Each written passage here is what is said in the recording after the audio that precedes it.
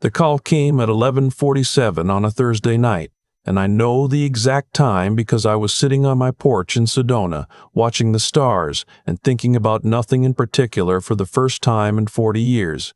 My phone was face down on the armrest. I had been ignoring it for 3 weeks. Not because I was bitter, but because I was finally learning what peace felt like, and I didn't want to disturb it. But when it buzzed the 4th time in a row, something made me pick it up. The name on the screen was my daughter-in-law, Vivian. I almost set it back down. Almost. Dad. Her voice was shaking so hard I barely recognized it. Dad, you have to come back. The business is gone. They took the equipment. Preston got arrested. The bank froze everything. We're losing the building. In the background, I could hear my son, not talking, crying. 41 years old, and he was sobbing like a child. I looked out at the desert sky. Orion was perfectly clear. There wasn't a cloud for 100 miles. Vivian, I said quietly, do you remember what I told you the day I signed those papers? Dad, please. I told you that a business is like a foundation. You don't replace the architect while the concrete is still wet. She started to speak again, but I had already pulled the phone from my ear. I sat there for a long moment listening to the silence of the desert, to the wind moving through the juniper trees below the ridge. Then I ended the call. To understand why I did that, you have to go back 14 months, to a Tuesday in March that started ordinary and ended with me sitting in a parking lot, engine running, trying to remember how to breathe. I built Harmon Mechanical from nothing. I mean that literally. I started in 1987 with a second-hand truck, $4,000 I had saved working construction since I was 19, and a contractor's license I had studied for every night for 8 months while working days. My name is Lawrence Harmon. I was 63 years old the night my son asked me to leave my own company. I want you to hold that number in your mind while I tell you the rest. For 36 years, Harmon Mechanical repaired and installed commercial HVAC systems across the Phoenix metro area. Schools, hospitals, office buildings, hotels. If you've ever been comfortable in a waiting room or a grocery store in that part of Arizona, there's a reasonable chance my crew put in the system keeping you that way. I never had a failed inspection. I never had a lawsuit. I never missed payroll, not once, not even in 2009 when I had to drain my personal savings account to cover it. My employees knew that. They stayed. Some of them had been with me for 20 years. My son joined the company in 2014. He had a business degree from Arizona State and a lot of ideas. I was proud of him. I genuinely was. I walked him through every department, introduced him to every client, explained every contract. I told him, I must have said this a dozen times, that in this industry, your reputation is a physical object. You can't rebuild it the way you can rebuild a machine. Once it's damaged, the damage is real, and it lasts. He nodded. He always nodded. The problem started when he brought in Preston Cole. Preston was a commercial real estate developer. At least that's what his business card said. He had a way of filling a room with energy, the kind of person who made you feel like you were already behind if you weren't doing exactly what he was suggesting. He wore suits that were slightly too expensive for the occasion. He drove a leased Range Rover and talked about his connections the way some men talk about war medals, constantly and without being asked. My son had met him at some networking happy hour and decided he was the future. Within 6 months, Preston was attending our quarterly meetings. Within 8, he had a desk in our second office. My son never exactly asked me whether this was acceptable. It just happened, incrementally, the way a slow leak damages a foundation. By the time you see the crack, the rot has already spread. I tried to tell my son what I saw. I researched Preston Cole. It wasn't hard. 2 LLCs dissolved under investigation in Nevada, a civil suit in Maricopa County that settled for an undisclosed amount, a pattern of short relationships with established companies that ended with those companies weakened and Preston walking away intact. My son sat across from me in my own office and told me I was threatened. Threatened, I repeated. You've run this place one way for 35 years, Dad. Preston sees growth potential you're not willing to consider. That's not a character flaw in him. It's a blind spot in you. I looked at the framed photo on the wall behind him. It was from 2003, the year we landed our first hospital contract. I was holding a signed proposal and grinning like an idiot. I'd been so proud. "I'm not threatened," I said. "I'm cautious. There's a significant difference in this business." "Caution is just fear with better PR," he stood up.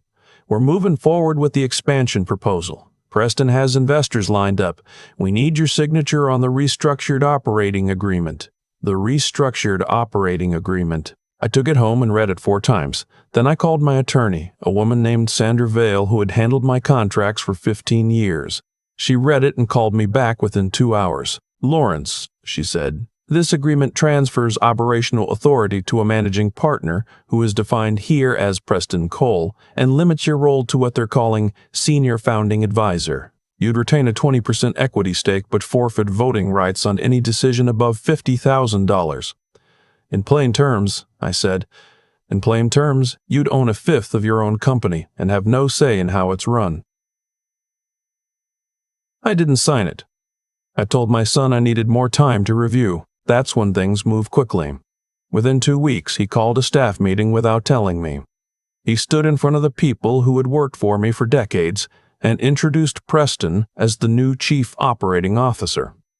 Not managing partner, COO. The title had changed without any document being signed, at least not by me. 2 of my longest tenured employees, a project manager named Dill Foss, who had been with me 18 years, and a senior tech named Bobby Crandall, who knew every piece of equipment we owned better than the manufacturers, came to see me separately the following day. They both told me the same thing. They were uncomfortable. Something felt wrong. They wanted to know if I was okay. I told them I was handling it. I wasn't sure I believed myself. The week before Thanksgiving, my son came to my house. He sat at my kitchen table, the same table where I had helped him with homework, where we had eaten 10 years of holiday dinners, and he slid a document across the wood toward me. "We need to formalize things, Dad."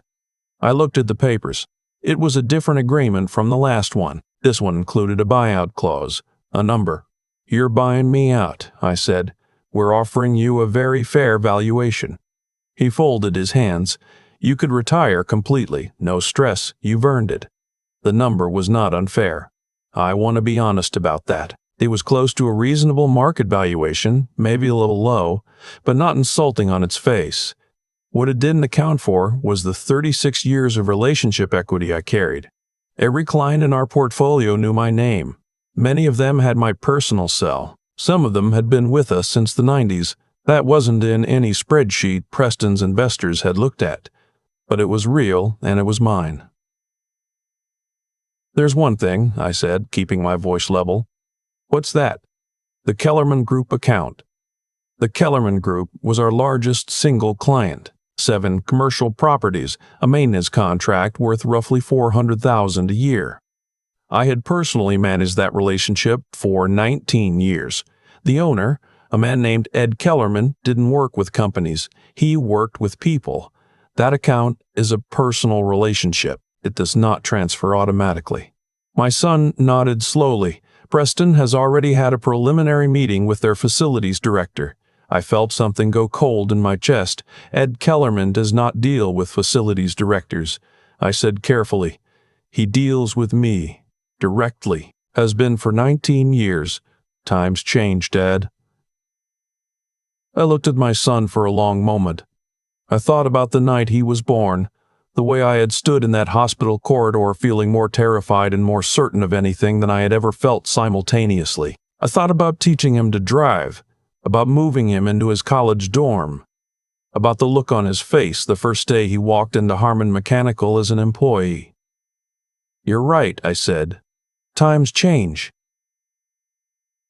I picked up the pen. I signed the agreement. My son looked surprised. He had clearly expected more resistance. He reached across and shook my hand, and I let him, because at 63 years old, I had learned that sometimes you let people believe they've won while you're still deciding the dimensions of the game. There were 2 things I kept that weren't in the agreement. 2 things no one on his side thought to ask about because they didn't know they existed. The first was a separate service contract I had personally signed with the Kellerman Group 11 years ago. It was between me and Ed Kellerman individually, not between the companies. It had an automatic renewal clause and a right of first refusal provision, as long as I was willing and able to provide consulting services under my own license. Ed had agreed that Harmon Mechanical, or whoever he worked with next, had to match any terms I offered before he could switch providers. His attorneys had advised against it at the time. Ed had signed it anyway because he said he trusted me and didn't trust paper, which was a contradiction. But Ed was 74 and entitled to his contradictions. The second thing I kept was the relationship with Gil Foss and Bobby Crandall. The week after I signed, I made 2 phone calls. I told Gil and Bobby exactly what I thought was going to happen. I told them I wasn't in a position to promise them anything yet, but that if the day came when they wanted to land somewhere solid, I wanted to be the person they called. Gil had been thinking about starting his own shop for years. Bobby just wanted to do the work without the politics. I told them I understood both of those things. Then I drove to Sedona and rented a small house on the edge of a canyon, because I had earned a rest, and because I needed to be somewhere that felt clean while I waited. I want to tell you about the juniper trees outside my rental. I know that sounds like a digression, but it isn't. There is a juniper on the northwest corner of the property that has to be close to 80 years old. It's twisted and low to the ground, the way desert trees get, shaped by decades of wind into something that looks fragile but is genuinely immovable. I walked around it the first morning and thought about how many times someone had probably looked at it and assumed it wasn't worth much, because it wasn't tall and straight and easy to measure. I drank my coffee. I watched the light change on the red rock. I let myself be an old man sitting quietly for the first time since 1987. 3 months after I signed the buyout, I got a call from Ed Kellerman. I had a meeting with a young man named Preston, Ed said. He had a voice like gravel and moved through sentences like he was conserving them for winter. He brought charts. How were the charts? I asked. Colorful? Ed said. Lawrence, are you still licensed? I am. Good. I'd like to talk about our arrangement. I drove down to Phoenix the following week and had lunch with Ed at the same restaurant where we'd been meeting for almost 2 decades, a family-owned Mexican place in Scottsdale that had terrible parking and extraordinary green chili. Over 2 hours and more chips than either of us needed, we talked about what a transition might look like. Not back to Harmon Mechanical, forward to something new. I called it Harmon Technical Services. Just me, Gil, Bobby, and 2 younger techs Gil had worked with before. We were licensed, bonded, insured, and operational within 60 days. We didn't have a fancy office or a Range Rover out front. We had a converted garage space in Tempe, a company van that was 4 years old, and more combined experience than most HVAC firms in the state. The Kellerman contract transferred to us under the right of first refusal clause before Preston's team even knew to look for it. I called Ed to confirm the paperwork was complete on a Wednesday afternoon. He said, "About time," and hung up. I want to be honest here. I felt something that afternoon. Not triumph exactly, more like the satisfaction you feel when a structure you've been load testing finally proves out. The math had always worked. I just needed to give it time to demonstrate itself. What happened at Harmon Mechanical over the following 6 months, I mostly heard about secondhand.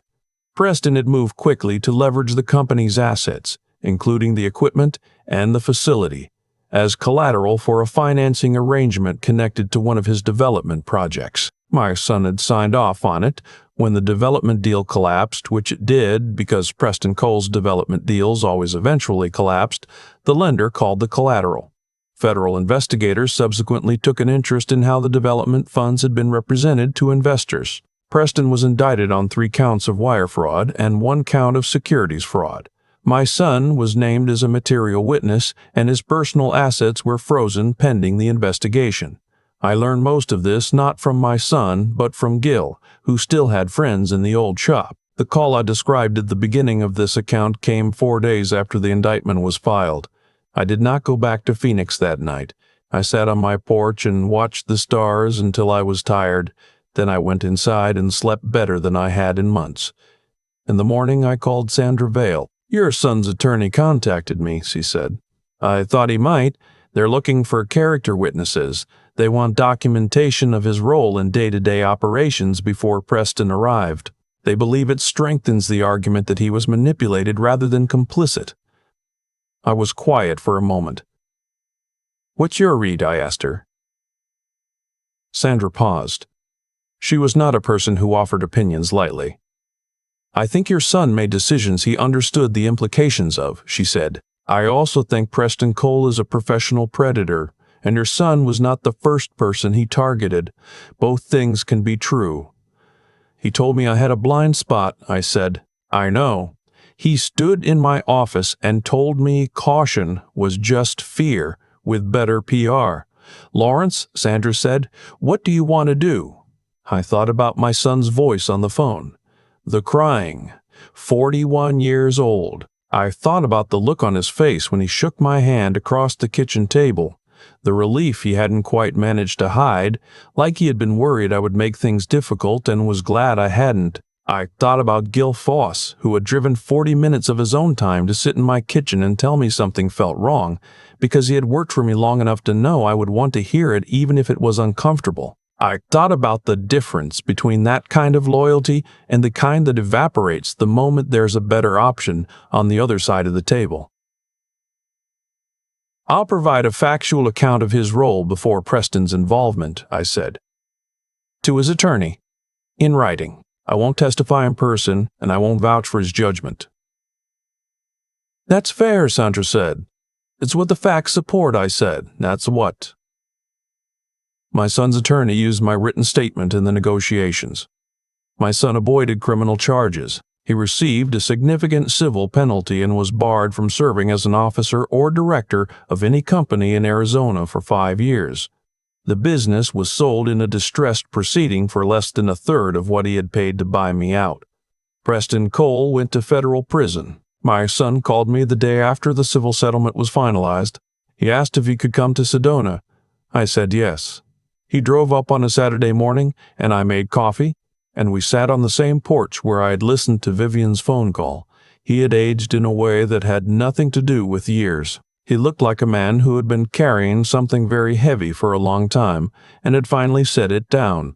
Not because he wanted to, but because he had run out of strength to hold it. He didn't make excuses. I want to give him that. He sat with his hands around his mug and said, "I thought I was seeing something you couldn't see anymore. I thought experience had made you cautious in ways that were holding us back. I was wrong. And I was arrogant about being wrong, which made it worse." I let that sit between us for a while. "You weren't entirely wrong about the company needing to evolve," I said eventually. "You were wrong about Preston. You were wrong about how you handled the transition. And you were wrong to think that 36 years of relationships could be inherited rather than earned." He nodded. He didn't argue. "The Kellerman account," he said. "Yes. I didn't know about the personal contract." "No," I said. "You didn't ask." He was quiet for a while after that. Below the ridge, a hawk was working a thermal, just circling, patient, covering ground without any apparent urgency. "What are you going to do now?" he asked. "Keep building," I said. "Harmon Technical closed a contract with a regional hospital group last month. 3 properties, full maintenance. Gil runs the field operations. Bobby is training 2 new techs. We're small, and we're careful, and we don't take on more than we can do well." He almost smiled. "Sounds familiar. It's the only way I know how to do it." He stayed for most of the afternoon. "We didn't resolve everything. I don't think you resolve 40 years of a relationship in an afternoon over coffee. But something shifted. Not back to what it was. I meant what I said to him, that some damage is real and it lasts. But forward, maybe, to something different, something that acknowledged what had happened, rather than pretending it hadn't. When he left, I walked out to the juniper tree on the northwest corner of the property and stood next to it for a while, put my hand on the bark, the way you do when you've been working with your hands your whole life, and a piece of old wood feels like a language you speak. The thing about a juniper that has survived 80 years of desert wind is that every one of those years is in the grain. You can see it if you look. The difficult years leave their mark the same as the easy ones. The shape of the whole tree is the record of everything it went through and didn't fall down from. I am 64 years old. I have rough hands and a contractor's license and a company van that needs its front left tire looked at. I have 2 employees who showed up when things got hard because that is the kind of people they are. I have a client who trusts me because I have given him 36 years of reasons to. I have a porch in the desert where the stars are clear and the wind in the juniper sounds like something you've heard before, but can't quite name. If you're the person in your family who fixes things, who shows up, who holds the structure together while everyone else decides whether they want to be in the building, I want to tell you something. That work is real. It has value even when no one is measuring it. But it does not obligate you to keep propping up people who have looked you in the eye and told you your steadiness is a liability. There is a difference between being reliable and being taken for granted, and that difference matters. The strongest thing I ever built wasn't an HVAC system or a client relationship or even a business. It was the decision to stop building things for people who were already planning to sell them. I poured my coffee out over the railing and watched it soak into the dry red ground. Some foundations don't need saving. They need replacing. And the ones you pour for yourself on honest ground with people who understand what they're standing on, those are the ones that hold. There's a version of this story where I become bitter, where I spend my days replaying the meeting in my office, my son's voice telling me that caution was just fear with better PR, and I let that replay hollow me out. I've met men who chose that version. You can see it in how they hold their shoulders, like they're still bracing for an impact that already happened years ago. I didn't choose that, but I want to be honest, it wasn't because I was noble. It was because I'd spent 36 years in a trade that punishes self-deception. In construction and mechanical work, if you lie to yourself about the condition of something, eventually it fails in front of everyone. The dishonesty doesn't stay private. It becomes a flood in a basement, a system failure on the hottest day of the year, a building that shouldn't have been signed off on. I learned early that reality doesn't negotiate. You can postpone reckoning, but you cannot cancel it. What happened to Preston was not luck running out. It was arithmetic completing itself. A man who builds his entire operation on misrepresentation is not actually building anything. He's borrowing time. Every dollar Preston moved, every signature he collected, every confident claim he made in a conference room was a weight added to a structure with no real foundation beneath it. I didn't have to destroy him. I just had to stop being the thing he was leaning against. My son's situation was more complicated, and I've had to sit with that complexity honestly. He wasn't a predator. He was something harder to name. A man who wanted the acceleration without the discipline, who confused confidence with competence because he'd never had to discover the difference on his own. I had protected him from that discovery too many times. The bailouts, the second chances, the times I smoothed over his judgment errors so the business wouldn't suffer. I thought I was being a good father. What I was actually doing was delaying an education that eventually the world was going to provide whether I participated or not. The cost of that education went up every year I postponed it. What I know now, sitting on this porch at 64 with rough hands in a company van that needs a tire, is that the 3 things that actually kept me standing through all of it were not complicated. The first was doing the right thing even when no one was watching. With clients, with employees, with contracts I could have cut corners on and gotten away with it. Gil and Bobby didn't come with me because of some calculation. They came because they had watched me operate for years, and they trusted what they saw. That trust was built in ordinary moments, not grand gestures. The second was thinking carefully and honestly, especially when I least wanted to. When my attorney read that operating agreement out loud, part of me wanted to dismiss what she was saying. I made myself listen. Thinking clearly when your emotions are pulling the other direction is a skill, and like any skill, you either practice it or you lose it. The third was simply not stopping. Not when the company was struggling in 2009, not when my son looked at me across the kitchen table like I was an obstacle, not when I drove to Sedona and had no certainty about what came next. I kept moving, carefully, but forward. The juniper tree outside my rental is still there. It'll be there long after I'm not. Every hard year's in the grain of it, inseparable from the easy ones. That's not a bad way to end up.